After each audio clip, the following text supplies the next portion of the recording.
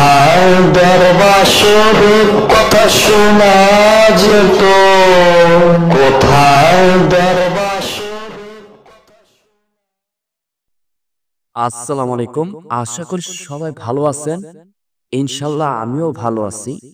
আজকের ভিডিওটি হলো গিয়ে যে আপন মুর্শিদের সাথে দর্শন পাওয়া, অর্থাৎ আহলে বায়াত, তরিকত, হাকিকত, শরীয়ত মারফত, এলমে লুদুনি, এবং অনেকে যারা তরিকবিন্দ লোক তারাও জানে, যারা আল্লাহর ওলিকে আশেকান জাকেরান ভক্ত তারাও জানে যে আসল মুর্শিদকে।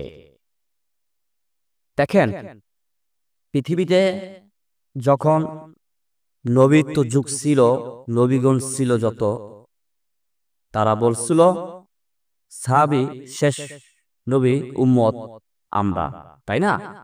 তো নবী যখন সাহাবীগণ নিয়ে আলোচনা বসছিল, তখন বলছিল যে আচ্ছা নবী, আপনি যখন থাকবেন না ধরাধামে, তখন আপনার উম্মতকে তো আপনার দেখানোর জন্য, মানে দেখার জন্য অনেক কানুতে মিনতি এবং কাঁদবে এবং আহংকার হয়ে থাকবে। তাদের চোখের পানি টল টল টল করে পড়বে, আপনার নাম স্মরণ করবে আপনাকে দেখার জন্য। তখন তাদের কি উপায় হবে? তখন রাসূল পাক সাল্লাল্লাহু আলাইহি সাল্লাম মুস্কি হাসি দিল, বলল যে মুর্শিদ ধরতে হবে এবং বেলায়েকের যুগ আসবে, অলির যুগ, অর্থাৎ অলিগের মাঝে আমি বিরাজমান, তাদের ভিতরে আমি আছি। আমার যেমন কোরআনে বলা আছে যে হায়াতুল মুসাল্লিন নবী, হায়াতুল মুসাল্লিন নবী, নবীর কোনো মৃত্যু নাই। তো নবী বলছে যে আমার দেহ মৃত্যু হতে আছে, আমার দেহ শুয়ে থাকবে, কিন্তু আমার রুহানি মৃত্যু নাই, আমার রুহানি অলিগো মাঝেই বিরাজমান। যখন আমি তাদের ভিত্তি বিরাজমান আর আমার ভিত্তি তা আমার প্রভু, আমার মালিক বিরাজমান। তো মুর্শিদ ধরতে হবে যদি আমাকে পেতে হয়। যখন মুর্শিদকে ধরবো তখন আসল মুর্শিদ দর্শন পাবে। মুর্শিদ মোর্শেদ দুই শব্দ, মুর্শিদ মোর্শেদ, অর্থাৎ মুর্শিদ অর্থ হলে গিয়ে বাইরে তোর পীরের ছবি, ওই ছবিটা ভিতরে হয় নুন্য বিচি, আবার ধ্যানের ঘরে আল্লাহ পাবি, অর্থাৎ তোর ওই অলিয়ে হবে ওই সুরতি, তুই তোর মুর্শিদকে, তোর মুর্শিদকে তুই পাবি, লাভ করতে পারবি। এবার আসেন আশিকান জাকেরান যারা, তারা কিভাবে আসল মুর্শিদ, অর্থাৎ রাসূল পাক সাল্লাল্লাহু আলাইহি সাল্লাম, তাকে বলা হয়েছে তৌহিদের মুর্শিদ আমার মুহাম্মাদের নাম, তৌহিদের মুর্শিদ আমার মুহাম্মাদের নাম। এই তৌহিদের মুর্শিদ আমার মুহাম্মাদের নাম, অর্থাৎ এই মুর্শিদ হলো রাসূল পাক সাল্লাল্লাহু আলাইহি সাল্লাম। অনেকে দেখবেন, অনেকে সামনে যদি বলে যে দয়াল তুমি দেখো, তখন অনেকে দেখবেন কি কয়, দয়াল কি, এই দয়াল কি, এই দয়াল কার, কোন শব্দ এটা? হ্যাঁ, যেমন আমি আমাকে দিয়ে বোঝাই, আমি যখন নতুন তরিকত লিছি, তখন দয়াল তা আমার যে মুর্শিদ, আমার আল্লাহর ওলি যারা আহলে বায়াত গ্রহণ করছি, আহলে বায়াত গ্রহণ করছি, সে আমাকে বলছিল যে আমার ওলি বলছিল বা মুর্শিদ বলছে যে দয়াল অর্থ হইল মালিক আল্লাহ, দয়াল ওই আল্লাহর ওলিকে পারি, দয়াল বলতে হইল আমার আল্লাহ, আমার প্রভু। অর্থাৎ এই নামটা ৯৯ মধ্যে এই নামটা কিন্তু নাই, এটা হলো হাকিকত, মানে গোপন হাকিকত লুকায় রয়েছে।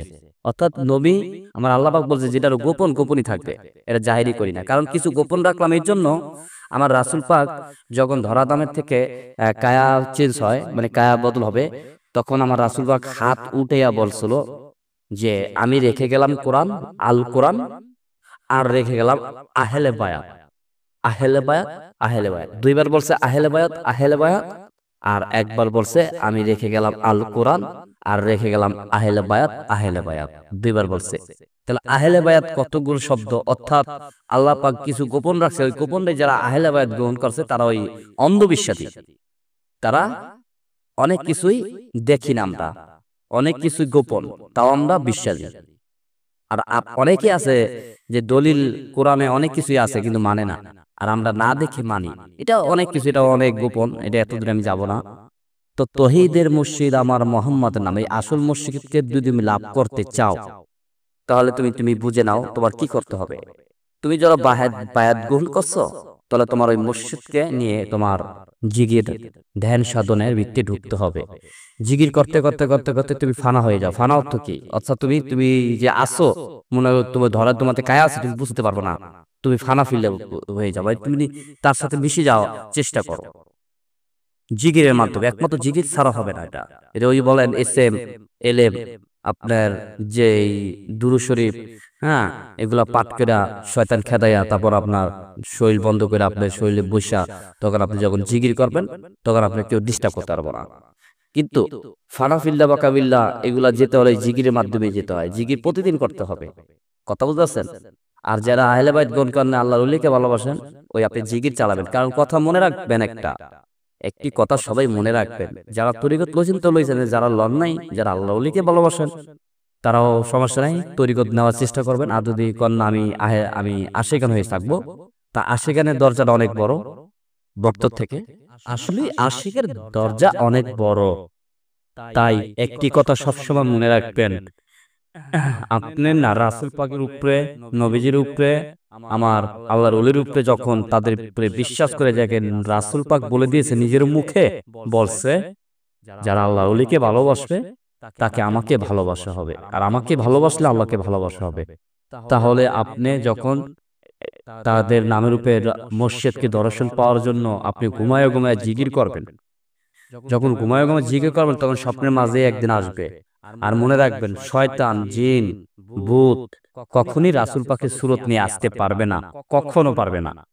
এটা 100%, 100% দলিলেও আছে যে আমার রাসূল পাকের রূপ নিয়ে কোনো শয়তান, কোনো জিন কেউই আসতে পারবে না।